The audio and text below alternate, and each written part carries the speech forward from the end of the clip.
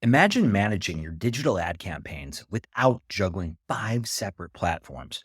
With Ribeye, planning, buying, reporting, measuring, and optimizing all come together in one seamless solution. Whether you're tapping into the open internet or navigating the walled gardens, Ribeye delivers full transparency into your supply, pricing, and performance. No more wasted ad spend, no more fragmented data, just faster decisions and better results. Elevate your ad game and carve out your prime cut of success today with Ribeye. What do planking, Gangnam Style, hashtags, and viewability have in common? They were all popular in 2012, but while the first 3 fizzled out, viewability has lingered. Adelaide thinks it's time to retire that relic. That's why they created AU, a modern metric you can use to plan, buy, optimize, and even trade media. Adweek calls AU the attention economy's most widely recognized metric, and it swept the measurement category at last year's Ads Exchanger Awards. Don't get stuck with a fanny pack of metrics. Ask your agency about switching to AU. You can also visit AdelaideMetrics.com. That's AdelaideMetrics.com.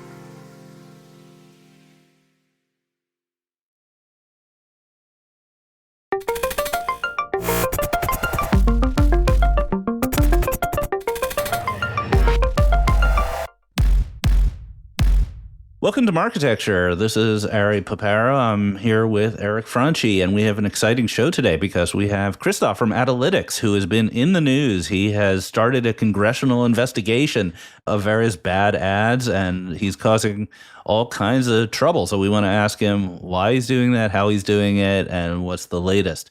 What do you want to ask Krzysztof, Eric? God, that guy is in the news a lot. And, there's a lot of conversation over the course of the past week or so since his latest report about Adalytics itself, about Krzysztof, like, what are they up to? Who are their customers? Do they actually have customers? Like, you have a list of questions that people have been throwing out that I know you're prepared to ask him. To me, that's the thing that I think is most interesting. I mean, his reports are they're long, they're dense, they do amazing work, but the real, kind of how and why behind Adalytics is going to be interesting because I don't think anybody's had that conversation. Yeah, I'm excited about that. He seems like such a nice guy, but you don't want to get on his bad side. So we have been talking a lot about our upcoming event, Marketecture Live, where Eric and I will be recording a live version of this podcast with a special guest yet to be named, who we're very excited about. I also want to highlight one of my favorite little breakouts. So we have a breakout called Sandbox Palooza, and it brings together a bunch of people who have done research on the privacy sandbox, and they're going to rapid fire tell you what they learned, what they didn't learn, what they want to know, and is being moderated by Alex Cohn from Google. We have someone from BizSwitch, someone from Raptive, someone from Index Exchange. We're going to get it all done, all that content in just 20 minutes. And that's just one breakout out of, I think, 9 that we have. So this is going to be the most content-intense conference you've ever been to. Please register. Do it before we run out of tickets. Marketecturelive.com.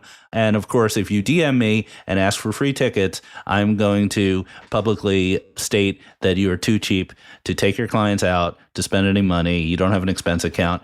But everything you say publicly is just a sham because you don't have the budget. But I may still give you a free ticket after I abuse you in that way. But please DM me asking for the free tickets. See what happens. How many people have asked you for free tickets? A lot. And I don't make threats like that. But I also am not ashamed to say, buy a ticket, support Marketecture. It's not even that expensive. You're going to expense it. Yeah, come on, people. What I was contemplating doing was I was going to give a free ticket to anyone who would post on LinkedIn, I am too cheap to buy a ticket to Marketecture Live. I would like a free ticket. And that would be the entry point. But you have to do it exactly in those words. I have some names for you of people that are apparently a little too cheap for it. All right. All right. Well, we hope to see you there. Let's jump into it with Krzysztof. All right, Krzysztof, thank you so much for being here. You're a very busy guy. Thanks, Ari. Great to be here. So you've been in the news a lot. I mean, that seems to be your milieu. But last couple of weeks, so you put out a report, or Adalytics, your company put out a report about finding essentially child porn, CSAM as it's called, and finding it in the log files of various advertising companies. Why don't you just tell us the story about what you found and how you found it? Yeah, absolutely, Ari. So In January, I was working on some unrelated research. And as part of that research, I was using a service called URL Scan. URL Scan is similar to Internet Archive or the Wayback Machine. It's a bot that visits various websites or links and it archives those links. And it archives both the source code of the website itself, so you can look really nitty gritty, but it also takes a screenshot of the page. And when it does this, it saves that archive for years. So you can go back up to 2017 and see what a specific website looked like. What's interesting is they do a lot of crawling, like 2 million plus URLs per day. So there's a huge archive built up in that data set, correct? So you can see, for example, what your website looked like a month ago or 2 months ago. You can see what the New York Times looked like, 7 years ago. And they also do this from multiple countries, not just from the US. They do it in Asia, Australia, Europe, etc. And so when I was doing this research in January, I incidentally and accidentally came across an instance where I found a US government ad being served on a specific URL in URL Scan in 2023, where when I looked at the screenshot, that government ad was appearing next to some very explicit content. And I was thinking to myself, the government probably doesn't want to be advertising next to this kind of content or adjacency. And I looked at the specific URL and the specific domain where the ad was served, and it was one I had never heard of in my life. And I suspect you guys also had never heard of this specific domain beforehand. It was imgbp.com or ibb.co. And what was interesting to me is I went to a bunch of audience traffic sources, I think it was SEMrush. And according to SEMrush, this domain was getting 41 million page view visits per month. So that's more than the Los Angeles Times, Politico, or some other really well-known newspapers or websites, correct? So this is not a fringe website. Even though I had never heard of it, clearly there are people who use it. What was also interesting is I realized this specific domain has been blocked by Reddit. You can't hyperlink or post to it. Apparently Reddit has a policy blocking this. This kind of got me intrigued. I see a government ad next to explicit content, a domain that gets a lot of traffic, and something that's basically deemed to be too, unsafe or whatever to be blocked by Reddit. And I was going through these archives because there were many instances where this bot had archived this specific page over the last few years. And it was the fourth or fifth link that I checked. I was going through link 1, link 2, link 3, link 4. And then I found what unfortunately was an ad from a major brand, a major advertiser, directly adjacent to an explicit image where the image was very clearly someone who was very, very young, correct? Oh, wow. And as soon as I saw that, my eyes just went wide for 2 seconds and I just noped out of there. I just closed that link immediately, clear my in history, everything. But what I realized, I processed it for a few seconds. I realized what I saw was obviously a human rights abuse. It was a crime. And so as soon as I saw that, I started basically reporting this to the FBI, Department of Homeland Security, HSI special agents, the National Center for Missing and Exploited Children. They have a tip line, and the Canadian Center for Child Protection, or C3P. They also have a tip line where you can report this. And all of those 4 groups have legal authorization. They have specific individuals in specific facilities that are legally authorized to view this content. Because otherwise, even for a normal police officer, it's illegal to view this content. And maybe I'm a little bit misremembering, but isn't there this database of known child pornography that is all hashed so you could do database checks without looking at the content? That's correct. So for example, NCMEC, I think C3P, they actually have a database, as does the Bureau, I believe, of basically images that have been reviewed and confirmed to meet the legal definition of CSAM. And then what they do is obviously they can't distribute those images, but what they do is they create a cryptographic hash. You can hash an image. And then if someone else gets an image, they can do a hash collision and check, is this the same image without actually looking at the image. So Facebook, for example, they actually, I believe, use this exact technology to scan through millions of images on Instagram every single year. And when they find collisions, they just auto delete the image. If you were to go and, God forbid, upload an actual CSAM image to Instagram and it was in that database, Instagram would just auto delete it. It wouldn't even take a second. Right. And one of the things about CSAM that I've read is that a lot of it is the exact same cache of images that have been going around for years. And so they get caught by this system without any human beings involved. Did you happen to check if the images that you came across were in the database, or did someone check that? I myself did not, but my understanding is that some of the folks at C3P, that they did check that, and some of the images were not exact copies, they were altered copies of those images, which actually, exactly, and that actually raises an interesting point, is that from what I understood, because again, I'm not an expert in this issue, but from what I've learned from speaking to C3P and other of these sources, through this project, was that there's unfortunately a rise in people like editing photos or using AI to alter photos. For example, these so-called deep fakes, where you take an image of someone like a child and you put it on the body of someone else. It's still, non-consensual, explicit content, but it's being done in a way that would defeat the cryptographic hash matching. And so, unfortunately, one of the images that we identified was exactly that. The C3P guy said it was an AI, like basically face swap. Where they took the image of an actual confirmed human trafficking victim and they put it on someone else's nude body. So there's a lot of follow-up questions. Let's start with the sites. So do you know who runs or owns these sites? That's a fantastic question. And we did dedicate some amount of time trying to investigate that question. And the answer is no, we don't know. So we looked at like the terms of service, the About Us page, the privacy policy page on this website. None of them indicate who runs this website or even what country they're based in.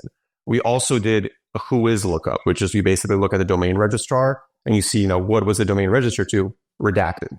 And so we looked at sellers JSON, ads.txt. It wasn't clear from that either. So basically, to the best of my knowledge, we could not figure out who is running or owning this website. Neither could some of the media buyers that we work with, right? So there's this kind of weird issue that brands were spending ad dollars with an entity, which, obviously the fact that they have CSAM is terrible, but it's also just like an anonymous entity. They have no idea if this entity is based in North Korea, Iran, US, wherever. But the selling entities have to know, right? The exchanges, the people who are in the ads.txt have to know because they signed contracts, right? I want to clarify on that one specific point. Not necessarily, because there's these so-called exclusive sales houses, like companies that work with like a network of 9,000 small blogs, for example. So in sometimes the cases that the DSP or the SSP is paying those exclusive sales houses, then only the sales house actually knows who is behind the veneer of running that specific blog. So it does happen in some cases. And what's interesting is in those cases, sometimes those sales houses, obviously there's some very well-known ones, like I think Mediavine and Raptive or Cafe Media are two prime examples. But there's also cases of smaller ones which are based in like foreign countries like Singapore or China.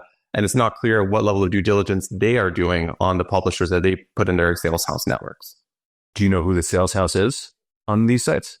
This is like with a huge disclaimer, asterisk, this might not be correct. So if I say this, don't quote me. But from what I've seen and what I've heard from other experts who've reviewed their ads.txt and seller JSON, some of them mentioned a seller called pubpower.io, PubPower.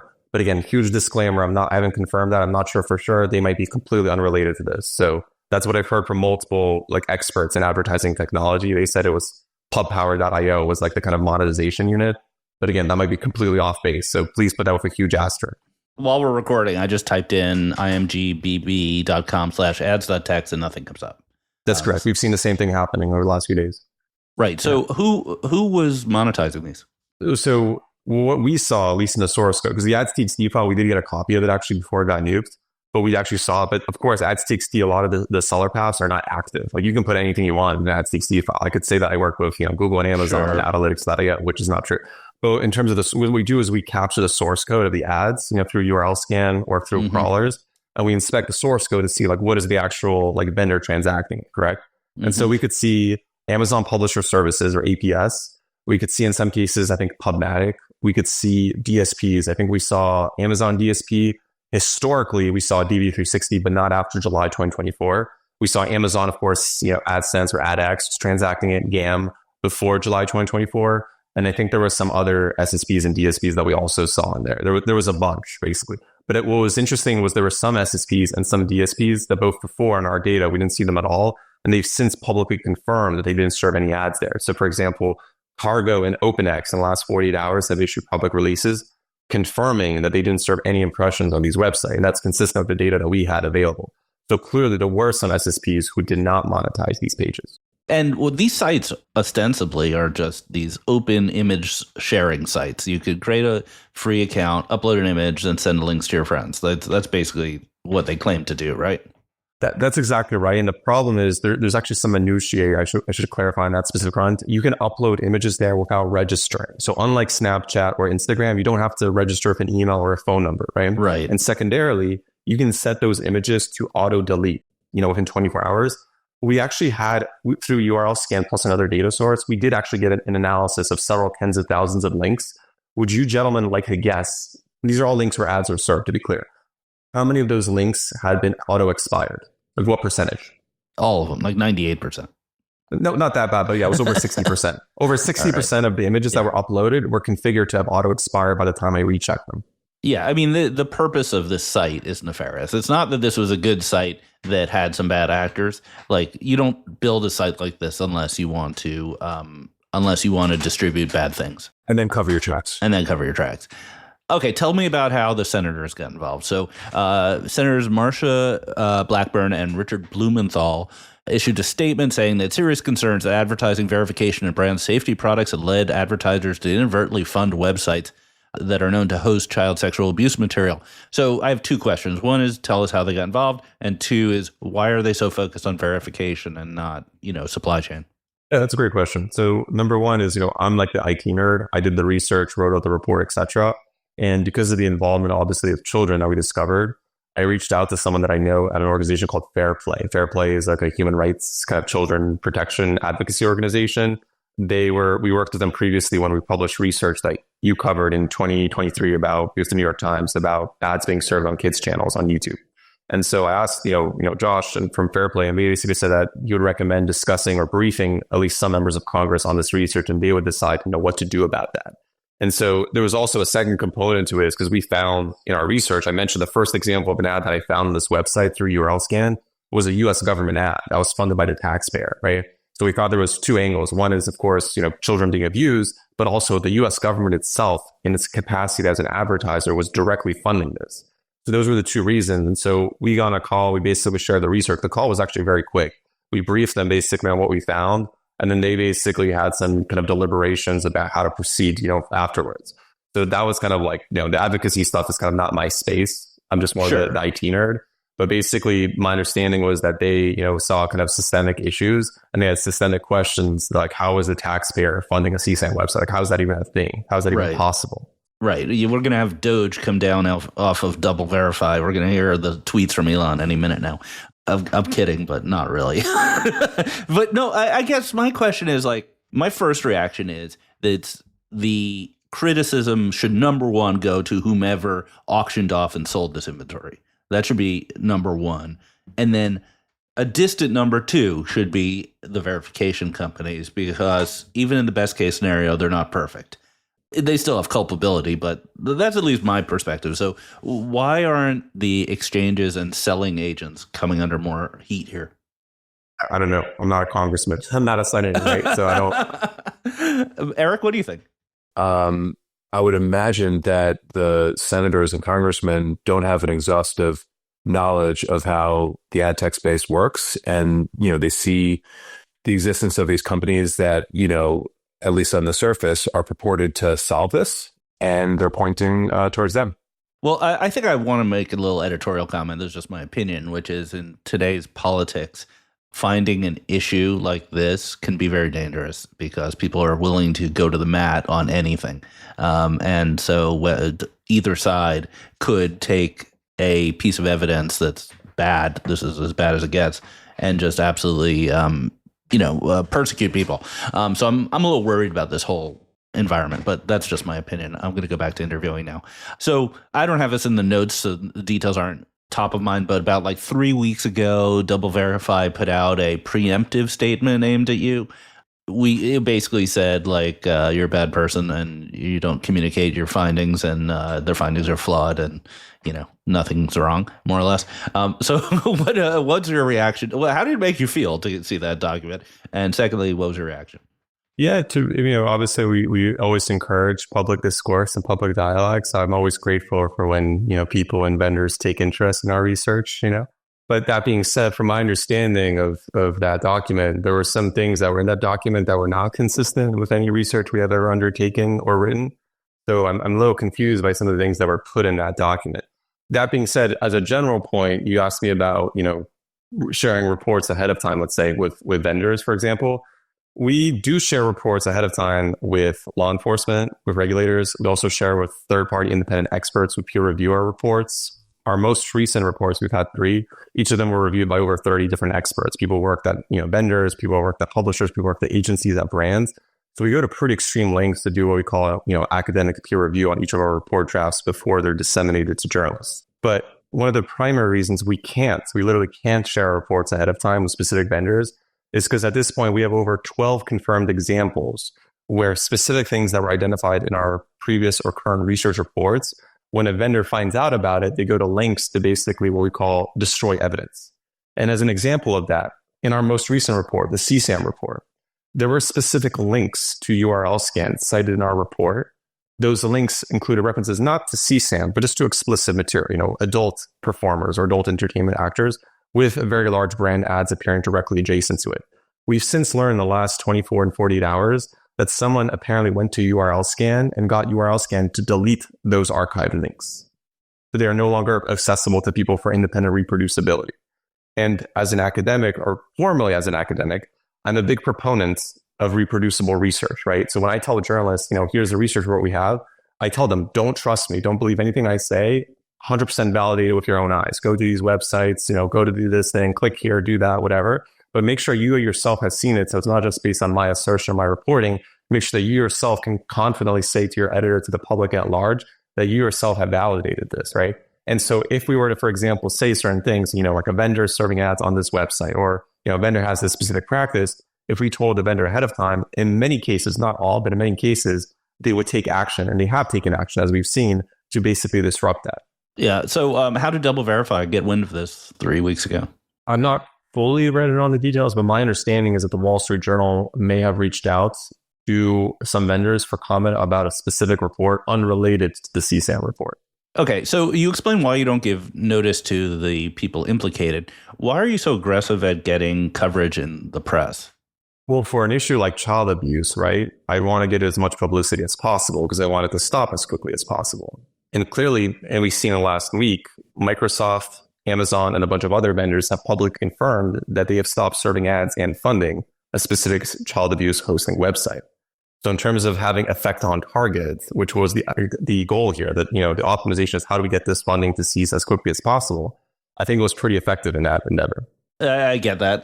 So, before the interview, you and I talked that I wanted to bring up kind of the criticisms of Adalytics and hear your point of view. And that's one of them is that, you don't give people enough time notice in advance. There's just this general question. And I'm like Mr. Back Channel. Everyone DMs me. I'm like the confessional in ad tech. And people are like, hey, what's up with this Krzysztof guy? He's up to something. Why is he doing all this? Like, is Adalytics a real company? Does he actually have customers? So please, do you really have customers and do they pay you? And there's a multi-part question. Do you have customers? Do they pay you? Is that your primary business, servicing customers? And how do they feel about your public persona?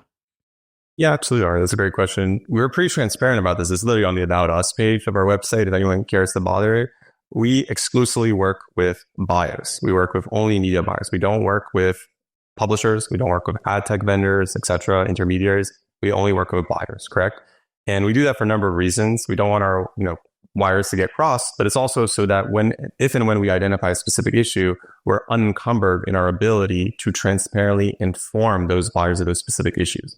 In the past, as I'm sure you guys are both aware, there have been instances where various vendors have identified issues in the industry, but that information was not disseminated widely with buyers. For example, in April of 2024, we found that a premium financial services news website had a hidden MFA subdomain. Right. And that subdomain was serving ads for many brands and many vendors. This is www.3.forbes.com. I found tweets, people on Twitter, ad tech experts and veterans from many ad tech companies were specifically posting about this issue on Twitter from 2019 to 2024. So that information was out there. People knew about this. The only people who didn't know about it were apparently the brands whose ads were running there. I want to answer your core question, though. So our funding sources, it's just buyers. We work with brands and agencies. As I'm sure you're aware from your time at Beeswax, you're not always at liberty to disclose the identity of those buyers. Sure. But if you go on LinkedIn, I'm sure you can find, because there have been several of the buyers that we work with who've publicly acknowledged that they work with us. So you can go and check who those buyers are. And are they happy about your public work? Do they call you up and say, hey, good one, getting that financial site down? I mean, in the last 2 weeks, we've gotten a lot of calls, including on the weekends, where brands were like, "Thank you for stopping child abuse." So it's pretty unilateral. But I will say that there's a variety, there's a spectrum. Generally speaking, all of our reports are things that are basically informed by our work with brands. What I mean by that is that we find that there are systematic issues. For example, if a brand doesn't have visibility into their delivery, they don't have the ability to control a specific feature, they're not able to know if frequency capping is being enabled correctly or not on a specific campaign. And so when we have these issues and brands are unable to get satisfactory resolution through the normal channels with their vendors, their account managers, etc., they sometimes specifically request that we pursue research reports and publicly disseminate them with the press on behalf of those. And one thing I'll point out is we've actually had numerous instances, including in the last 2 months, where brands have specifically asked me to include their brand in one of our reports. They say, like, please make sure that our brand, our screenshots, whatever, are featured in our report, because it helps them facilitate discussions with their media supply chain. Right. There's like a Law and Order shoot off. It's like in the advertising ecosystem, the most heinous crimes are handled by a special unit. I will say that on that. I know this is a joke, but we actually had several brands. They call us the Ad Tech Special Operations Forces, or SOF. So. Okay, that is a great tee up for the next sort of rumor back channel thing, which is, are you actually funded by the Mossad? All right, we talked about this. It's not the Mossad, it's Unit 8200. And as you're aware, everyone who is part of that unit has to sign a lifetime non-disclosure agreement. So even if we were, I couldn't say anything about it. Yeah, I feel like hiring you might not be their top priority. What about the U.S. Mossad, otherwise known as like Oracle or Microsoft? I mean, those guys are featured in some of our reports, so draw your own conclusions. There's like this general feeling like your report, who loses the most from your work? And the answer is open internet giants like Google. They're the ones who suffer the most from your report, whether you mean to or not. And then the next logical question is, who has a history of funding people who hurt Google? And it's obviously Microsoft and Oracle, maybe a little bit of Apple. So that's kind of how the dots connect. No, that's a fair question. But like, let me go back. There was an ad tech kind of powwow or meeting that happened a while ago. I think Dave Morgan was the one hosting it, and Terry Kawaja was there. And I got this kind of question, similar question to this one. And my answer was, we believe in growing the GDP of the internet. And what do we mean by that is, for internet advertising and the internet to perform, to function, right? There has to be a functional marketplace. And for a functional marketplace to exist, there has to be clear price signaling based on quality, right? Like when you buy a Ferrari or you buy a Honda, you should know exactly what you're paying $300K versus $30K for, right? But the problem is that we've seen multiple times, and we've been told by media buyers, is in some cases, they struggle mightily to differentiate high quality inventory from low quality or MFA or otherwise, right? And so our thesis is that if we can create a marketplace so there's less information asymmetry, where buyers and sellers can connect and basically compete on quality with different levels of pricing, that will actually benefit all parties involved. It will grow the entire size of the pie rather than making people fight for different parts of that pie. Totally agree. All right, I think your questions, you ran through them. So maybe we can end this on a little bit of a constructive note. And this is a question for you, Ari. How do we fix this? How does the programmatic supply chain fix this? So, Krzysztof, I'm sure there's like no shortage of things that can be done, but stuff like this, which nobody wants. Well, I think we have to go beyond the conventional wisdom of include lists.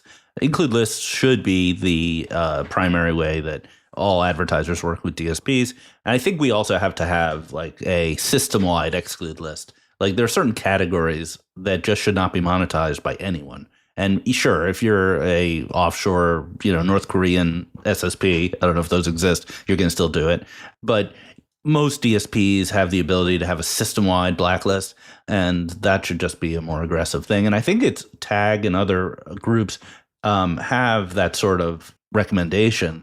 I just don't understand why a site like this would even get through. I don't even claim to have the full answer, but I can think of 3 things that would at least incrementally push the needle in the right direction. Number one, this is something we've heard from multiple advertisers the last few months. Some ad tech vendors, not as a matter of technical limitation, but as a matter of pure policy, choose not to give buyers full URL transparency, meaning they can't see where the exact ad serves, right? Which was actually a critical detail in this most recent research report. So there are vendors who do give that URL transparency, Beeswax, of course, being one of them. There are brands who use Beeswax, they have a full URL where the ad was served. So the question is, why can't some of those other existing vendors basically get up to industry best practice and start giving brands and buyers full visibility, full transparency, and the full URL where the ads are being served? That's number one. Number two, we've spoken with a bunch of brands and buyers who use various tech vendors to understand where their ads are being served. What they've since discovered in the last few weeks is that in some cases, even though the vendors are monitoring or measuring and invoicing the brands on a CPM basis, it turns out that they're not actually checking, or not at least fully checking, all of the places where their ads are being served, right? So there's a bit of a sampling kind of happening. And so the question, of course, becomes how much sampling, right? Is it 1%, 10%? Is it only pages that have over 1,000 impressions, pages that have over 10,000 impressions? The buyers literally can't get an answer to that specific question. They don't know what the sampling threshold or logic is. But if they did know, that would be a critical component to basically being able to handle risk, be able to adjudicate relative risk. So having that visibility to how much sampling specific vendors are doing when they're doing various measurement processes could move the needle a lot. And the third one is what we refer to as basic, like what I call KYC, although that's not exactly the right term, is not just knowing which website or app or CTV channel your ads are running on, it's knowing who owns that, who financially benefits from that, right? Because in this specific case, if buyers, for example, had the ability to exclude anonymous, publishers, anonymous media entities, or foreign, let's say foreign-owned media entities for whatever reason, that could have addressed, at least, or mitigated part of this issue. I actually had a conversation this last week with the VP of media at a large, Fortune 500 financial services brand, and I asked them a simple question, like, they're a regulated entity, they've got all sorts of laws from the U.S. Treasury. I asked them, do you know how many foreign media entities you funded in the last week?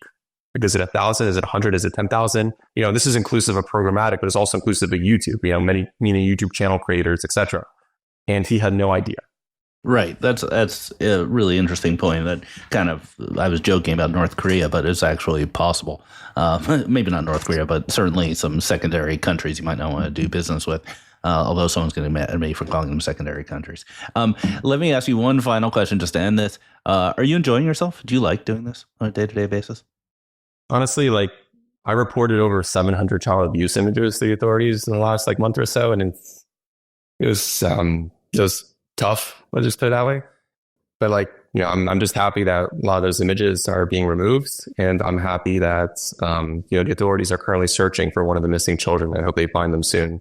And so I guess, just being able to help clean up the internet a little bit and doing our small part. I do enjoy that. Even though sometimes it's a little difficult. Yeah. All right. Well, thank you for doing what you did. Listeners of this pod are going to be divided between people who love you and hate you, and that means you're doing good work. So we will call it there, and we'll be back with the news of the week.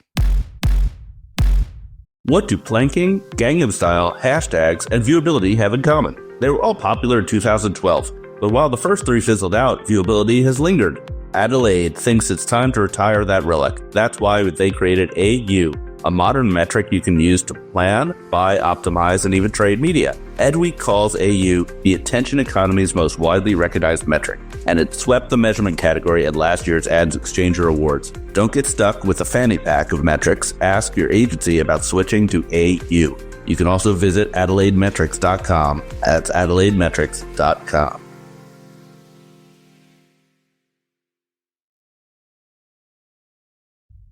All right, we're back with the news of the week and a bunch of stuff to tick through. So first and foremost, we'll have a little bit of the rumor mill that's been in Ari's DMs. Then we'll move on to Super Bowl recap, some big earnings, and CTV stuff. So you said in the previous segment that you're like the confessional of ad tech DMs.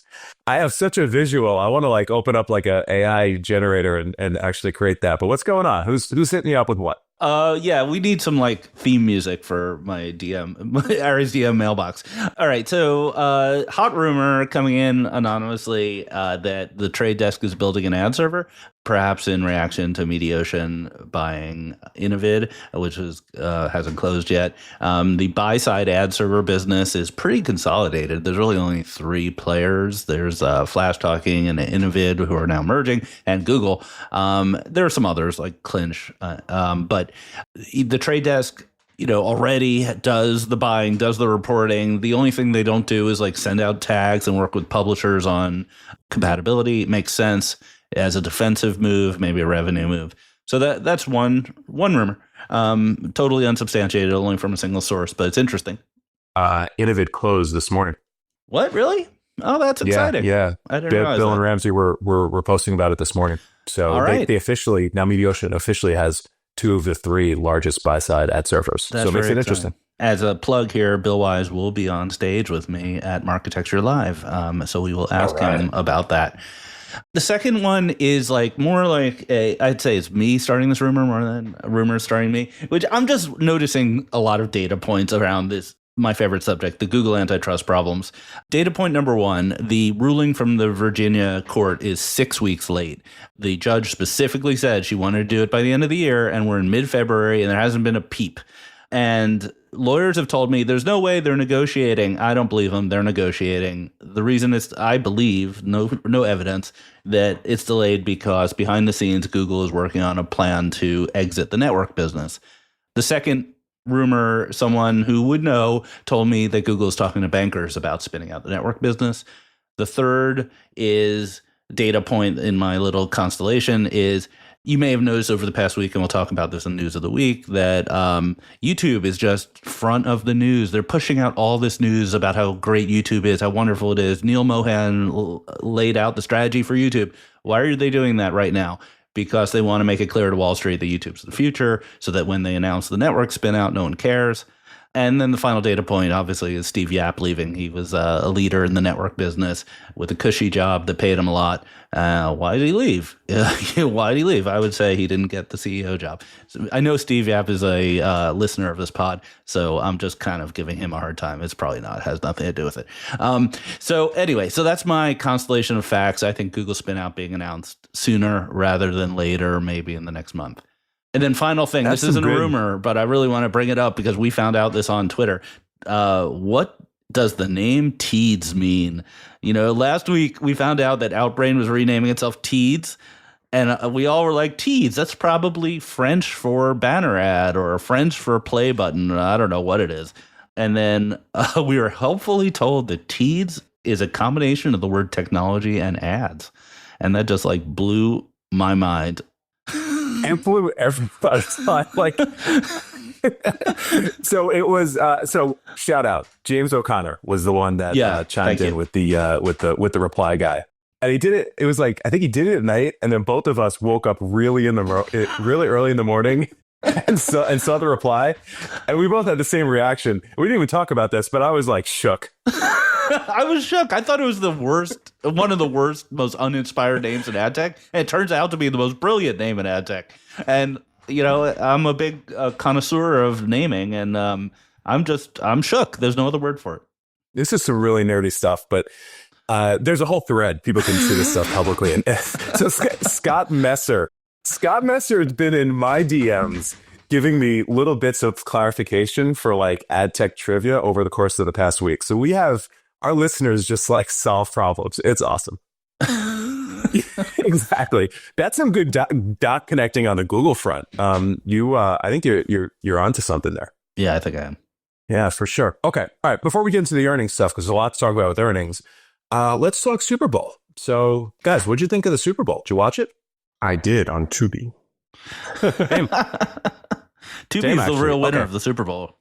Yeah. So 2 data points. Number 1, it is the most watched Super Bowl in history. 127.7 million people watched it.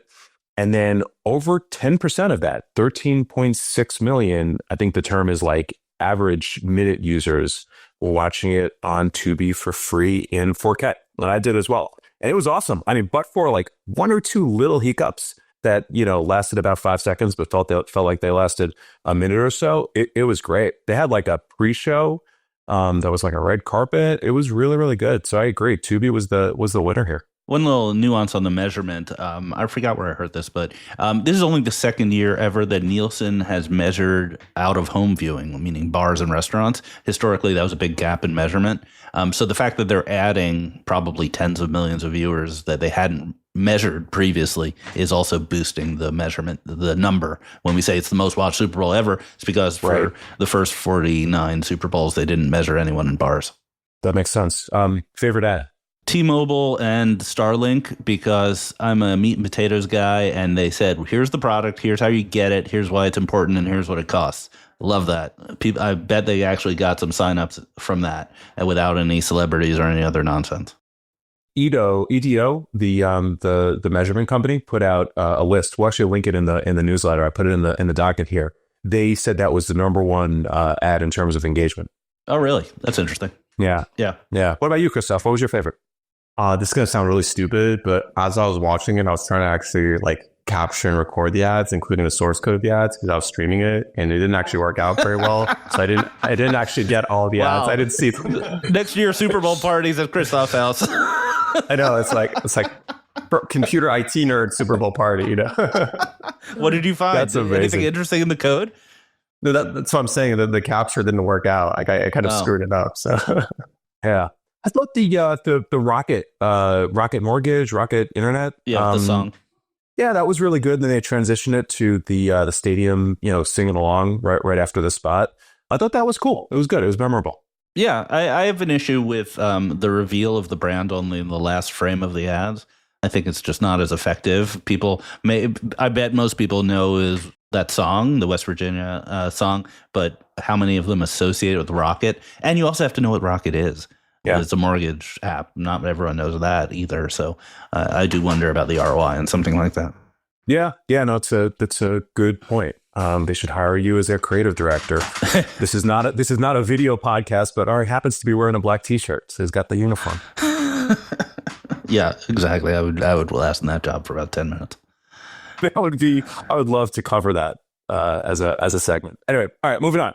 Earnings. So last night was a big night. We had two of the largest independent ad tech companies report, and we saw two different results. So first, AppLovin up 30% overnight in terms of the stock. I didn't check it at the open, but at the overnight, it implied a $175 billion market cap. So by far the largest independent ad tech company.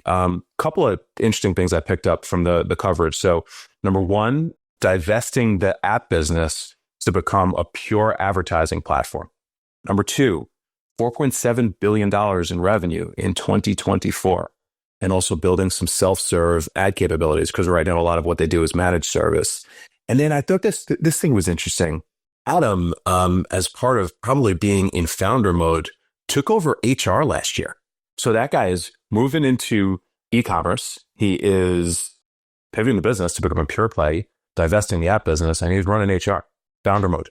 Yeah, I mean, I'm sure you could email Adam and ask him why your 401k deduction was slightly lower this week.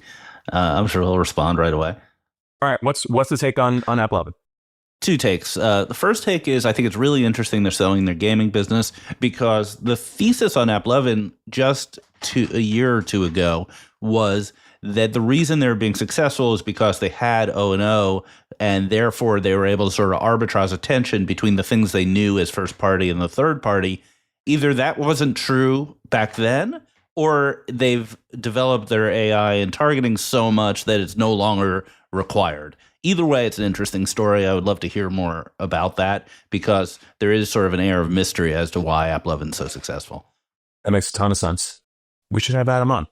I've asked Adam, but Adam, if you're listening or anyone's listening at AppLovin, come on. I don't think I've ever seen AppLovin I could be completely wrong, and this is recency bias, in one of your reports. Yeah, not to my knowledge, not that I can think of. I know obviously come across them many times because they're integrated in a lot of mobile apps. They have both, they're the mediating layer on a lot of mobile apps, but they also, I believe, acquired in 2020 or 2021, a attribution vendor. I think it was Adjust. Don't quote me on that. But they basically have their software code embedded in a lot of iOS apps and a lot of Android apps. So that earlier point that you and Ari raised, they're definitely really well connected across the mobile app ecosystem. So it makes sense that they would have access to a lot of inventory. Yeah, and there are definitely AppLovin haters out there. There are independent short sellers who've published articles about AppLovin. You can find them on your own. We won't link to them. But there are folks who effectively are saying that there is a lot of very low quality inventory and ads in that ecosystem, which, it's mobile app installs. Yes, that's absolutely true. How bad is it, and whether that affects the financials is unclear, but the mobile app ecosystem is pretty dirty business.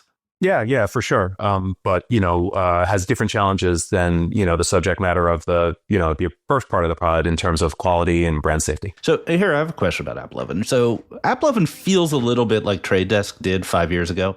What I mean by that is like a lot of Trade Desk's growth was sopping up market share from independents who weren't as strong. I think a lot of Trade Desk growth in those years was MediaMath and Turn and Rocket Fuel and and all the folks who were pretenders to the throne but couldn't get there.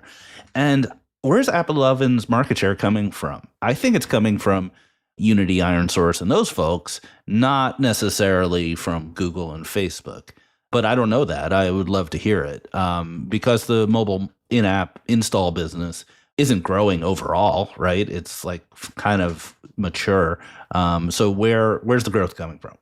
They have not broken out the growth of e-com yet, to my knowledge, with the latest earnings. But there was a moment in Q4 where a lot of some people actually thought this was like a paid influencer marketing strategy, where a lot of like the D2C Twitter and the measurement and attribution folks were talking about how they were seeing, spend shift from Meta to AppLovin, spend shift in a way that was more profitable. So if you believe that e-com and commerce is starting to be a growth driver for AppLovin, and you would believe what some of those individuals were saying, which is, there was a share shift happening beginning in Q4 because it was just more cost effective, I think there's a line of reasoning that the growth comes from walled gardens, number one, right? Because that's the playground of D2C and e-com. And then number two, don't forget they have Whirl. So I think there's, a parallel path here that we're not paying attention to, which is performance TV, which they're not talking about. So I'm assuming it's still kind of in a development mode, but that's the bull case on AppLovin. They've sopped up, all of the mobile growth, and now they're going to move into D2C and e-com. Yeah, so the bear case is that they've been running rampant against weak independent competitors, and they're about to hit the wall of Meta and not be able to take share from them.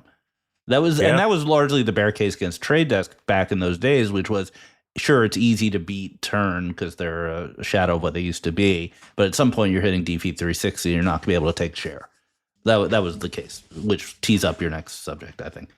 It is. Speaking of TTD, so TTD missed estimates for the first time ever. It had happened at some point, but just ironically that it happened the same day that AppLovin released an amazing earnings report. And the stock was down. Stock was down 27%. There was a bunch here that we don't have the time to unpack, but they blamed unnamed kind of people mistakes that they pointed to, just a lot of like kind of operational stuff, a sales reorg that had an impact on client coverage, a slow rollout of Kokai, and a bunch of other things. This was the first time they ever had an earnings report like this. This was the first time they had to, provide reasonings for why. So, I think it cut them a little bit of slack from an IR perspective. They mentioned having a 15-point plan on how they're going to address this. They mentioned that they're increasing their direct-to-brand focus, because customers who have a JBP, a joint business plan, involving TTD, agency, and brand, apparently they see 50% higher spend and results. So there's a lot here, but it's the first time for TTD. Yeah, I don't have any comment on TTD, but I do have a comment on the natural inclination to contrast AppLovin and TTD, which is open versus closed. One interpretation, which I'm sure will be going around, is that TTD plays mostly in open, and that is not growing anymore, and they're going to hit a wall, whereas the closed AppLovin is reproducing the walled garden sort of in an ad hoc way and is in a better space. I'm not advocating that point of view. I'm just pointing it out. And I put in the notes that Brian Weiser, in his newsletter today, he estimates that open internet is only growing about 5% year over year, whereas Trade Desk grew, I guess, like 12% year over year. So they're taking share, but there's a limit to how much growth there is. And that open representation isn't really open, right? When it's like the premium internet, 500 sites, it's CTV, it's audio. So it's an interesting comparison. The other comparison is, so there's this whole thing out there of folks debating, is this the year of outcomes? Is this the year of quality? That's another interesting juxtaposition, where AppLovin, is certainly an outcomes-oriented company. It's all about performance, install, so on and so forth. And TTD is the champion of quality, right? And again, we can't use this as an indictment that this is, the year of outcomes. The year of outcomes won, but, comparisons will be made. That's for certain. All right, let's keep it moving. We'll talk about some CTV stuff. So 2 interesting things today. YouTube, to your point earlier, Ari, has had a bunch of real proactive rolling thunder of momentum. So there were 2 data points here. So number 1, apparently Americans now watch more YouTube on TV than any other device, which is like kind of wild if you think about it. Started as a mobile app or desktop? Started as desktop. Moved on to mobile, from a personal consumption perspective. Like I'm still, kind of doing this stuff on my own mobile, but at the same time, if you ever flip on YouTube on your CTV, like it's a good experience. So is that a head scratcher or a shock to either of you guys? I think generationally, I'm 54. I don't even know how to get YouTube on my TV. Oh, of course you do. I know how to get YouTube TV on my TV, and I watch that regularly. The app is right there. It looks like the one on your phone. I don't have it on my Samsung. Maybe I'll fiddle around, see if I could get it. But then how would I even log in? I don't even know how I'd be able to. You don't have to. You don't have to log in. We're gonna do a session later on. I'll show you how to do it. Krzysztof, you watch YouTube on TV? I mean, I don't personally subscribe to YouTube TV, but I definitely have a lot of friends who have like gigantic TVs in their apartments, and they definitely watch, subscribe to YouTube TV. So I definitely see there being an option. Yeah. Well, this number does not include YouTube TV. Correct. This is watching the YouTube app on your CTV, and you guys should do it. It's really good, depending on the type of content that you watch, obviously. But that's the dominant form of watching YouTube. So it's no longer the app. So that was interesting thing, number 1. And then number 2, Neil Mohan, to Ari's point, had a whole bunch of things in terms of their announcement for the year. They have the largest share of CTV. So they have 11% of market share in terms of watch time versus the next largest competitor, which is Netflix at 8%. So maybe it's a generational thing, but YouTube is winning CTV. Yeah, I've also wondered, back to YouTube TV, they're the sponsor of the Super Bowl pregame show. They spend a ton of money on traditional TV getting people to install, and I just wonder if that's in the best interest of the broadcasters in the long term. Yeah, it's a good question. It's a really good question. I don't know. One other thing that made the rounds this week that I thought was interesting is Disney Plus. So Adweek, we'll put a link. Shout out to Trisha, found this update in the terms of service. So Disney Plus has a change in the terms of service, allowing them to show ads even on paid ad-free tiers. But that was kind of interesting. So there's either some programming or some ad formats that are coming down the pipe that you're going to see ads for, even if you're paying for the most expensive version of Disney Plus. Yeah, I don't know much about this particular, but Disney is interesting because they came out of the streaming gates so strong, hit all kinds of records on new signups, looked like a real viable competitor to Netflix.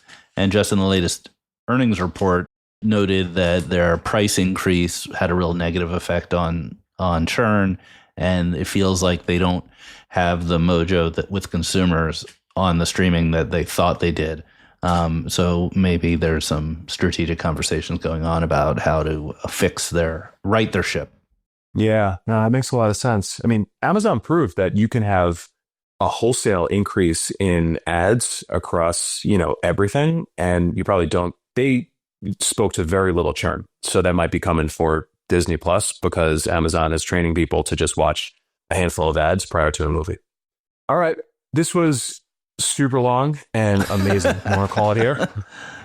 Yeah, let's call it. So this was super interesting. Krzysztof, thank you so much for being here. Thanks for having me, guys.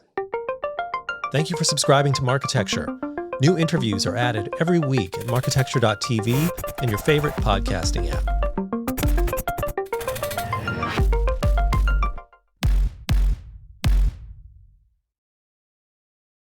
Thank you for listening to the Marketecture Podcast. New episodes come out every Friday, and an insightful vendor interview is published each Monday. You can subscribe to our library of hundreds of executive interviews at marketecture.tv. You can also sign up for free for our weekly newsletter with my original strategic insights on the week's news at news.marketecture.tv. And if you're feeling social, we operate a vibrant Slack community that you can apply to join at adtechgod.com.